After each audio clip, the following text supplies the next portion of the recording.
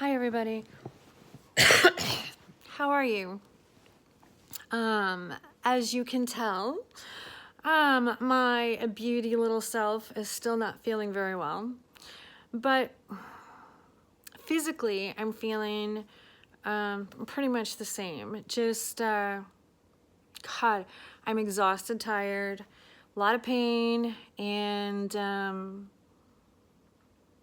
don't know if it makes sense, but resting is making me restless. I don't know how to explain that. But, you know, I've spent the last couple hours right before this video watching just a few of my past videos from beginning up until now. I got a lot of videos. So and the other thing is that there seems to be like a couple new subscribers every day now. There's like some momentum going. So just right off the bat, I want to introduce myself in case you haven't seen some of my past videos. My name is Cindy. Everybody calls me Sin. I have stage 4 terminal cancer. It was originally small bowel cancer with metastasis, and went through a 1.5 years of chemotherapy and 4 surgeries, and then ended up with a diagnosis of peritoneal carcinomatosis and a new tumor, which I had radiation on, and a radiation and an oral chemo, and then went to the Mayo, had that CAT scanned, and now we are trying to get me healthy enough to do 2 months of chemotherapy so that I can have surgery at the Mayo Clinic on this new tumor. That is a mouthful. It's a lot easier to just say, I have cancer. But one of the things that I noticed, and a couple things that I've taken away from my past videos, is something that I learned in nursing school, which was like 30 years ago. But I remember writing in one of my notebooks in nursing school, because it was before the big everybody have a laptop age. Hell, I didn't even have a computer. PMA. And PMA stood for positive mental attitude. And I remember specifically one of my nursing instructors, which was, I had 3 nursing instructors in my very first nursing school that were just awesome nursing instructors. But the one, she was pretty strict. And the one thing that was ingrained in my head, pummeled into my little brain, was no matter what happens, whether it's in your profession or in your life, maintain a positive mental attitude. And I remember writing PMA, maintain a positive mental attitude, but I really didn't know at the time what the hell that meant. And as I went through the 2 years of nursing school initially, I realized what that meant. When you take care of sick or injured people, and you're the caregiver, having a positive mental attitude is one of the biggest things that you can do for your patient. And the reason that I'm saying now that that is so important is because I've forgotten how to have one. You know, this whole thing since I started this YouTube channel a couple months ago has just been a huge roller coaster. You've seen me laugh, cry, make jokes, go through treatment, talk about past treatment, talk about the effects it has on your family, all of these things. But lately, there's been so much going on in my life with diagnosis, with treatment, but also on a personal level, that I don't think I have remembered how to maintain a positive mental attitude. So that's what I want to talk a little bit about here, because whether you're sick or not, whether you have cancer or not, I think it's an extremely important concept and one that needs to be remembered often in your life. And I've thought a lot about that today. Okay, positive mental attitude. And believe me, when you feel sucky and things in your life just suck, I am the first person to say, screw that positive mental attitude, F this, F that, and just be angry about it. Anger seems to be where I go in this goal towards acceptance of my diagnosis, but also my life. There's a lot of things going on in my life right now that I'm not going to talk about, but they're big, heavy things, and they are things that can have a huge negative effect on my attitude. I need to change my attitude, damn it. So, what I want to talk about is people that are facing cancer or chronic illness or anything that deters from normal everyday life. Or really, frankly, if you have a sucky normal everyday life, apply it to that too. Prepare yourself. Talk to yourself. Look in the mirror if you have to. One of the things that have helped me is videotaping myself and then going back and looking at these videos and going through these emotions again as I look at the videos and thinking, how can I make this better? How can I make my life better?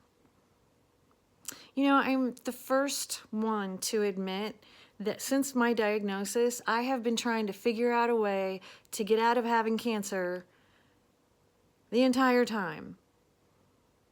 And honestly, I don't know if I'll ever quit trying to figure out a way, but I think if I stop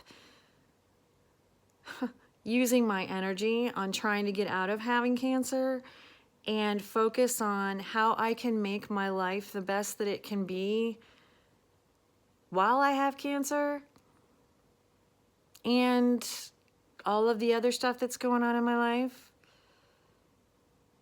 that is what is going to best prepare me for future treatment, future healing, and living as long as I can. I think I said in one of my other videos, I always have liked, and I want to live deliberately.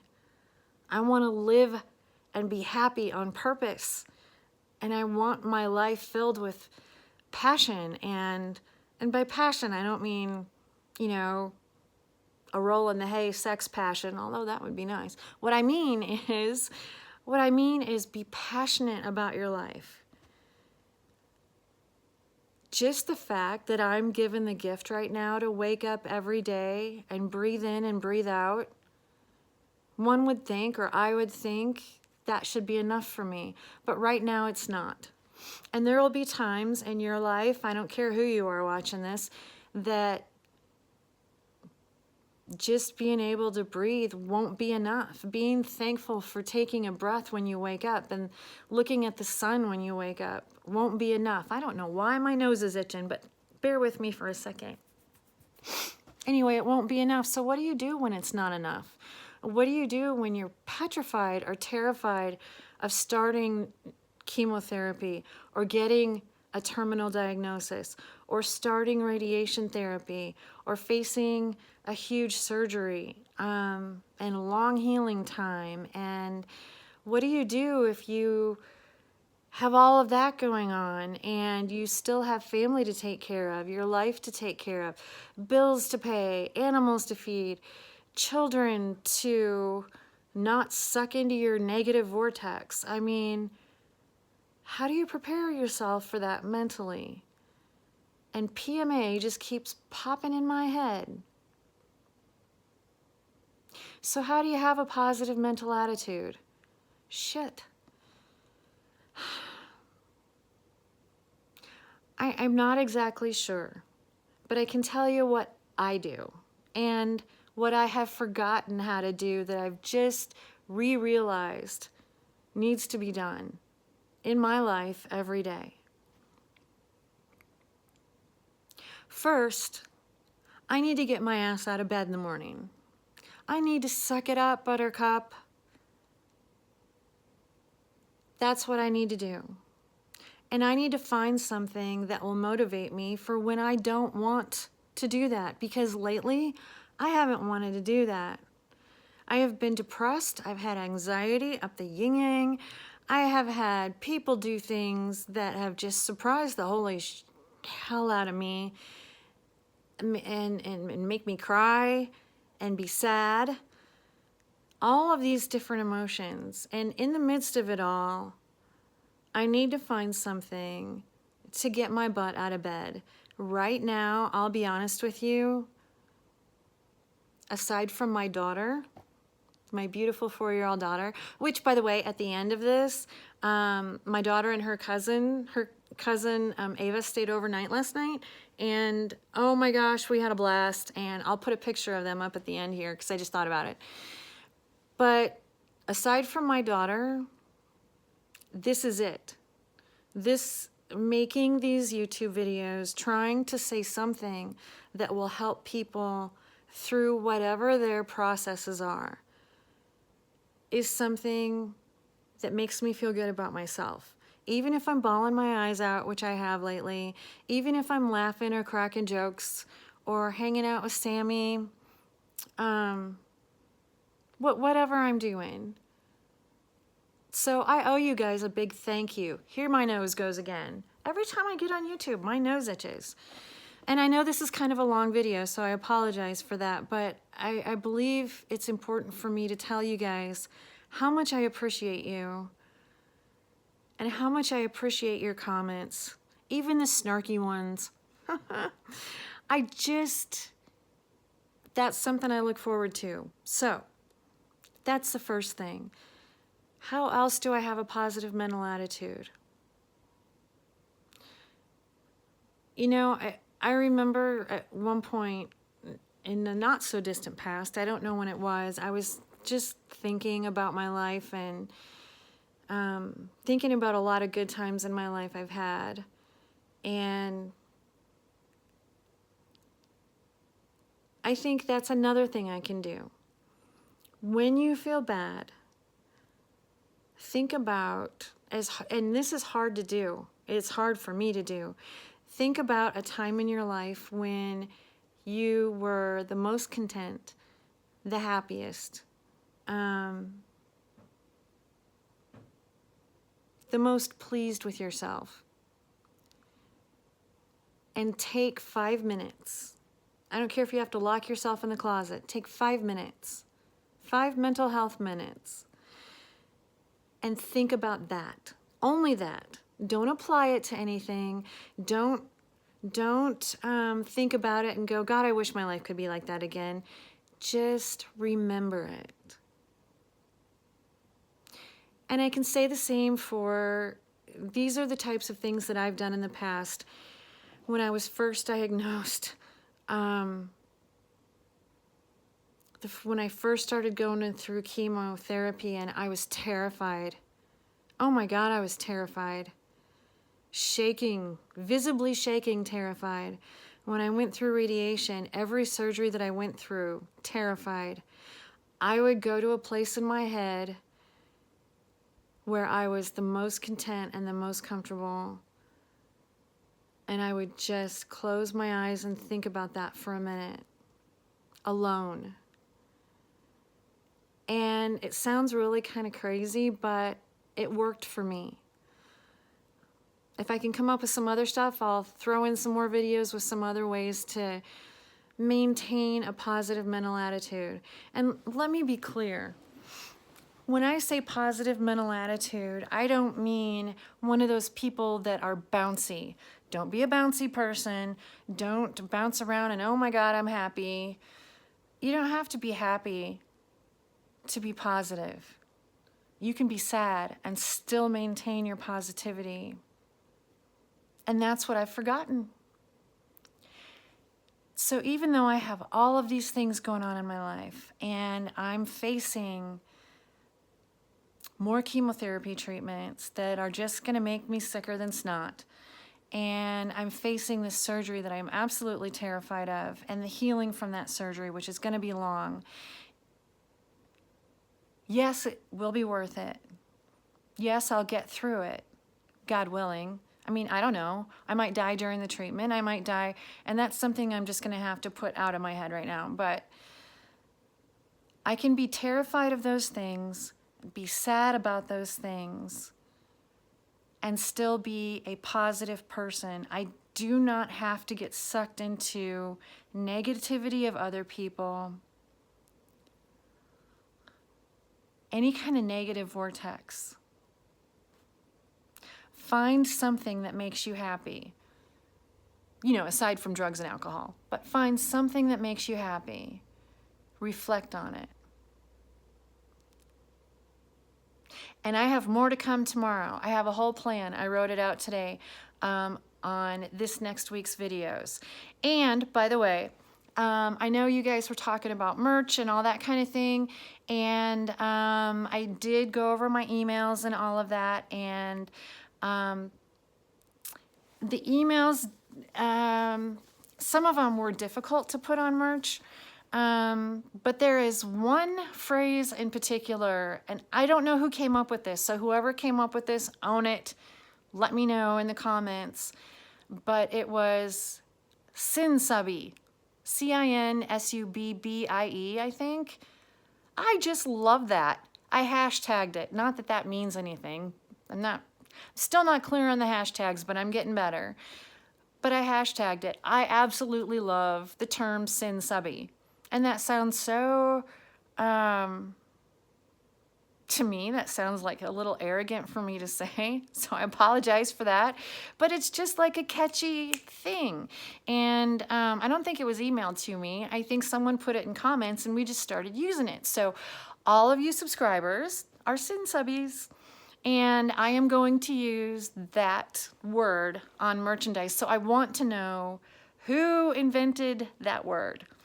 And I'm going to try to remember to put hashtags on all of the videos that I do that say Sinsubby.